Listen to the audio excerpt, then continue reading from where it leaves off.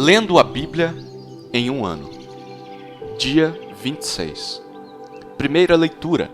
Êxodo, capítulo 2, versículo 11, ao capítulo 3, versículo 22. Naqueles dias, sendo Moisés já homem feito, saiu para visitar os seus irmãos e viu o trabalho pesado que faziam. Viu também que certo egípcio espancava um hebreu, um do seu povo. Olhou para todos os lados e, vendo que não havia ali ninguém, matou o egípcio e escondeu o corpo na areia. Moisés saiu no dia seguinte, e eis que 2 hebreus estavam brigando. Então perguntou ao culpado: por que você está espancando o seu próximo? O homem respondeu: quem pôs você por príncipe e juiz sobre nós? Está querendo me matar, como matou aquele egípcio? Moisés ficou com medo e pensou: com certeza já descobriram o que eu fiz. Informado desse caso, Faraó quis matar Moisés. Porém, Moisés fugiu da presença de Faraó e foi morar na terra de Midian. Chegando lá, sentou-se junto a um poço. O sacerdote de Midian tinha 7 filhas, as quais vieram tirar água e encheram os bebedouros para dar de beber ao rebanho de seu pai. Então vieram os pastores e as expulsaram dali. Moisés, porém, se levantou e as defendeu e deu de beber ao rebanho. Quando elas voltaram para junto de Reuel, seu pai, este lhes perguntou: por que vocês vieram mais cedo hoje? Elas responderam: um egípcio nos livrou das mãos dos pastores e ainda nos tirou água e deu de beber ao rebanho. Então Reuel disse às filhas: e onde está ele? Por que vocês o deixaram lá? Chamem o homem para que venham comer conosco. Moisés consentiu em morar com aquele homem. E ele deu a Moisés sua filha Zípora, a qual deu à luz um filho, a quem Moisés deu o nome de Gerson, porque disse: sou peregrino em terra estranha. Decorridos muitos dias, o rei do Egito morreu. Os filhos de Israel gemiam por causa da sua escravidão. Eles clamaram, e o seu clamor chegou até Deus. Deus ouviu o gemido deles e lembrou-se da sua aliança com Abraão, com Isaque e com Jacó. E Deus viu os filhos de Israel e atentou para a situação deles. Moisés apacentava o rebanho de Jetro, seu sogro, sacerdote de Midian. E levando o rebanho para o lado oeste do deserto, chegou a Horebe, o monte de Deus. Ali, o anjo do Senhor lhe apareceu numa chama de fogo no meio de uma sarça.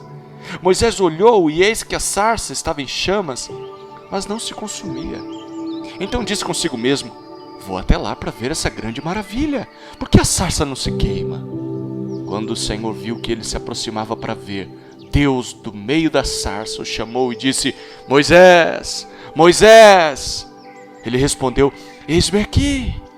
Deus continuou: não se aproxime, tire as sandálias dos pés, porque o lugar em que você está é terra santa. Disse mais: eu sou o Deus de seu pai, o Deus de Abraão, o Deus de Isaque, o Deus de Jacó. Moisés escondeu o rosto, porque teve medo de olhar para Deus. Então o Senhor continuou: certamente vi a aflição do meu povo que está no Egito, e ouvi o seu clamor por causa dos seus feitores. Conheço o sofrimento do meu povo.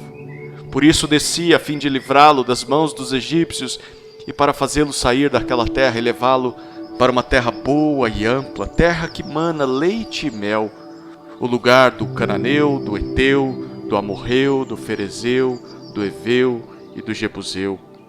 Pois o clamor dos filhos de Israel chegou até mim, e também vejo a opressão com que os egípcios os estão oprimindo. Agora venha, eu o enviarei a Faraó, para que você tire do Egito o meu povo, os filhos de Israel. Então Moisés perguntou a Deus: quem sou eu para ir a Faraó e tirar do Egito os filhos de Israel? Deus respondeu: eu estarei com você, e este será o sinal de que eu o enviei. Depois que você tiver tirado o povo do Egito, vocês adorarão a Deus neste monte. Moisés disse para Deus: eis que, quando eu for falar com os filhos de Israel e lhes disser: o Deus dos seus pais me enviou a vocês, eles vão perguntar qual é o nome dele. E então o que lhes direi? Deus disse a Moisés: eu sou o que sou. Disse mais: assim você dirá aos filhos de Israel: Eu sou, me enviou a vocês. Deus disse ainda mais a Moisés: assim você dirá aos filhos de Israel: o Senhor, o Deus dos seus pais, o Deus de Abraão, o Deus de Isaque, o Deus de Jacó, me enviou a vocês. Este é o meu nome eternamente, e assim serei lembrado de geração em geração. Vá, reúna os anciãos de Israel e diga-lhes: o Senhor, o Deus dos seus pais, o Deus de Abraão, o Deus de Isaque, o Deus de Jacó, me apareceu dizendo: em verdade eu os tenho visitado e visto o que tem sido feito com vocês no Egito.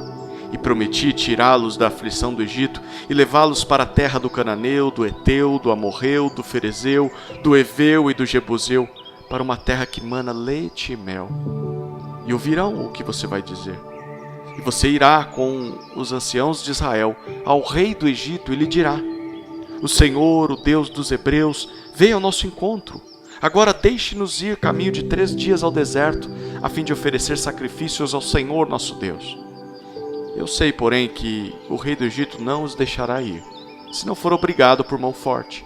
Portanto, estenderei a mão e ferirei o Egito com todos os meus prodígios que farei no meio dele. Depois disso, o rei os deixará ir. Eu farei com que este povo encontre favor diante dos egípcios.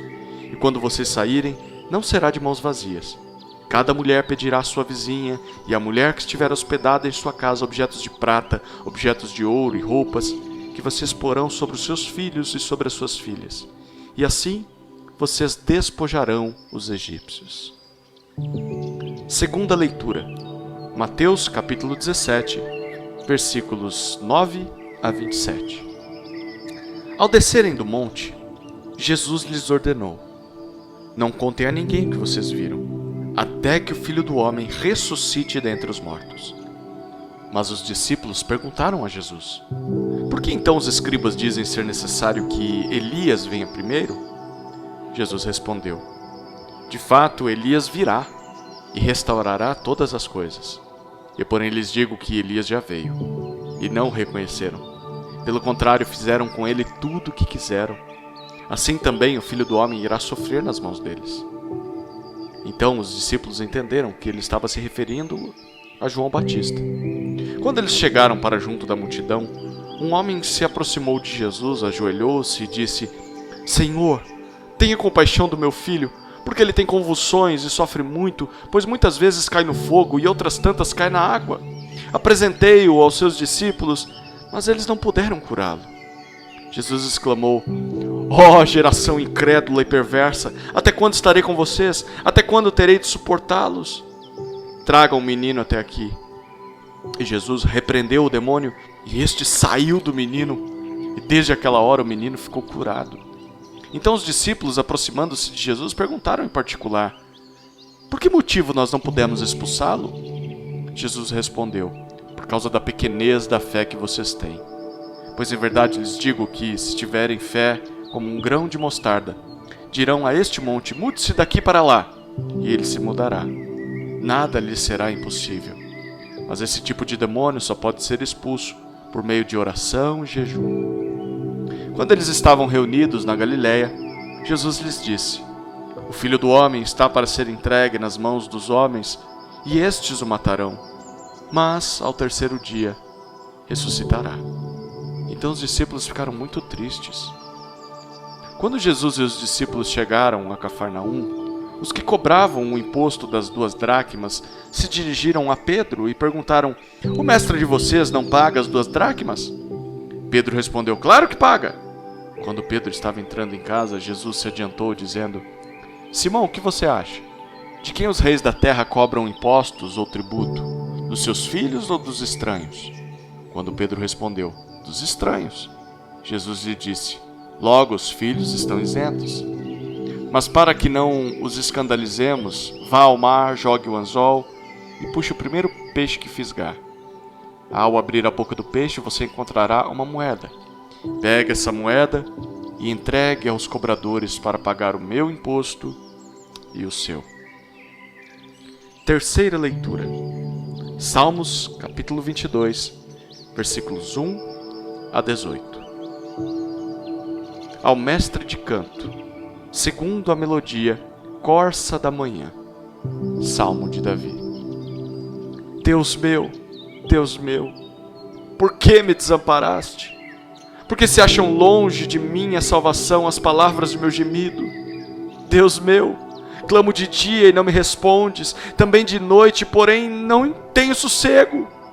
Contudo, tu és santo, entronizado entre os louvores de Israel. Nossos pais confiaram em ti, confiaram e tu os livraste. A ti clamaram e escaparam, confiaram em ti e não foram envergonhados.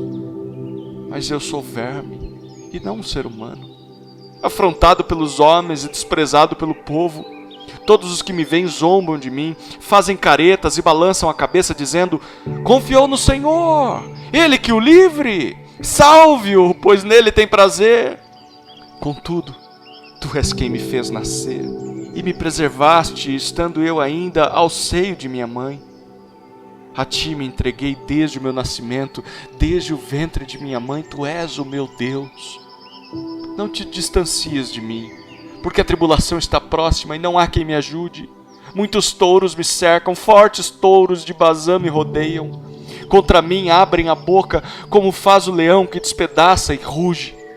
Derramei-me como água, e todos os meus ossos se desconjuntaram. Meu coração fez-se como cera, derreteu-se dentro de mim. Secou-se o meu vigor como um caco de barro, e a língua se me apegou ao céu da boca. Assim me deitas no pó da morte. Cães me cercam, um bando de malfeitores me rodeia, traspassaram-me as mãos e os pés. Posso contar todos os meus ossos. Os meus inimigos estão olhando para mim e me encarando. Repartem entre si as minhas roupas e sobre a minha túnica lançam sortes. Quarta leitura. Provérbios, capítulo 5, versículos 7 a 14. E agora, meu filho, escute o que eu digo e não se desvie das palavras da minha boca.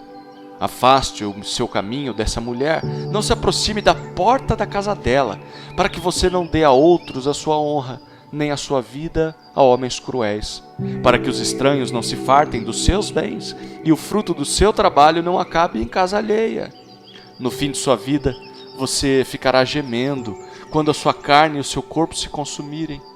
Então você dirá: como foi que eu pude odiar o ensino?